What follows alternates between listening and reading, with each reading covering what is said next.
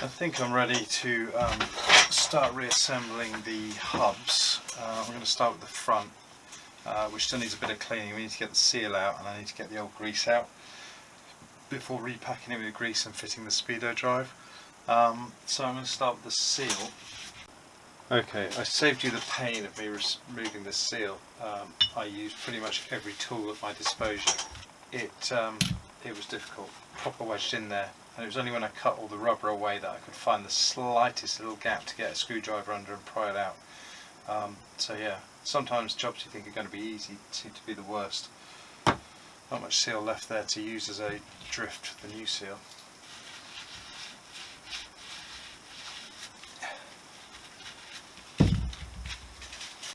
I'm going to take this opportunity to use our lifetime supply of grease just to repack the worm drive for the speedometer. Let's see if the new seal goes in easier than the old seal came out. It should do. Let's put a bit of grease on that. I mean, the other one had been in there for 40 years and there was no way of getting underneath it without violence.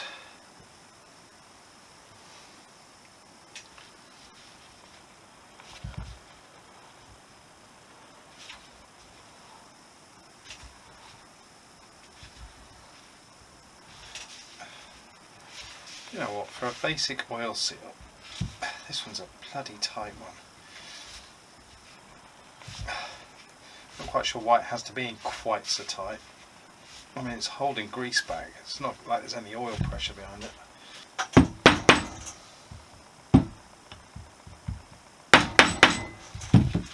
Okay, the wooden mallet's face itself is actually doing a really good job at supplying even pressure.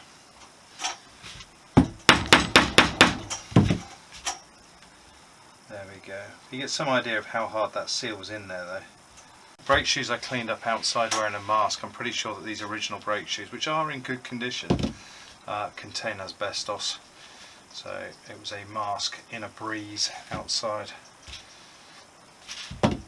Fresh back from the platers.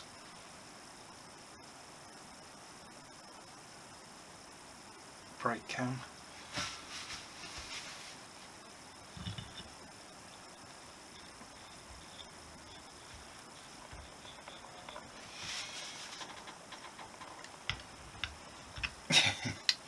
God, his little springs are strong.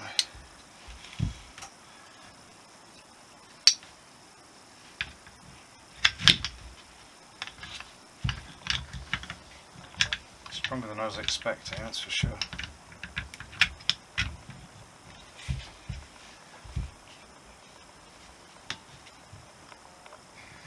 Come on, you bugger. Is there a way of doing this that I'm missing? Off camera. One set. Two sets. Oh, that was harder. I've got the nice new shiny back from the platers brake lever. There's a little dot on this cam here which accidentally I think I've got the right way around, and I think that dot lines up with the dot on here.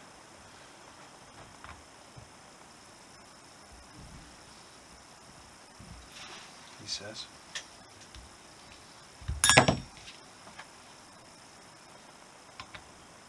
But there's one way on and that's it. There we go. So kind of, I don't think the splines are aligned perfectly. I think they're offset so that it can't just fall off even if the bolt's missing, which would make some sense. It's got a little locking tab that fits in here. That bit I didn't send off to the platers because I was paranoid it was going to get lost.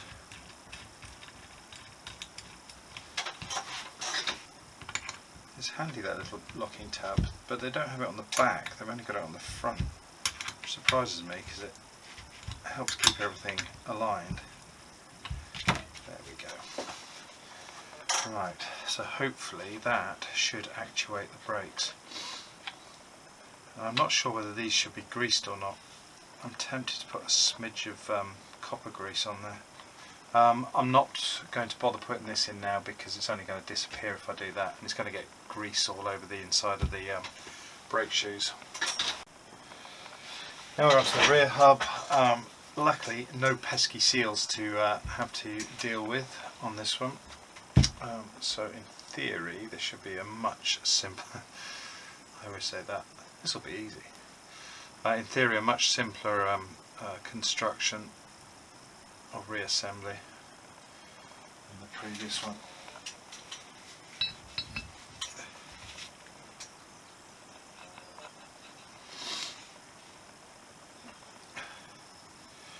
Right, have to orientate this.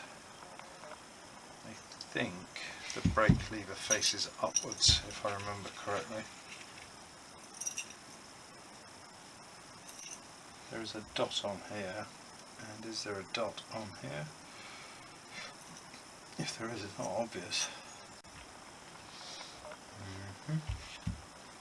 It can only go on one way, because there are areas without splines that match the back of this. Sometimes. There we go. One of those mornings.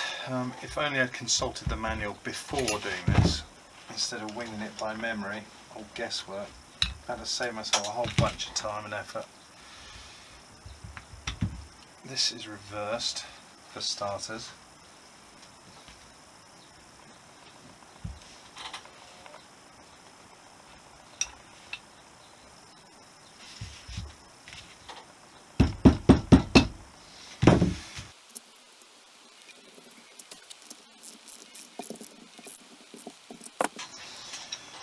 Go again.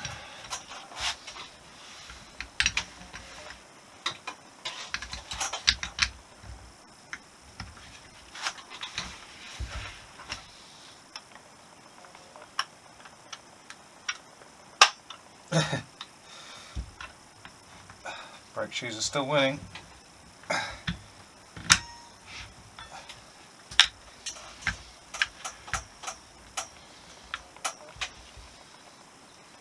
God, I'm good at this. Nope, that way. Eat fingers.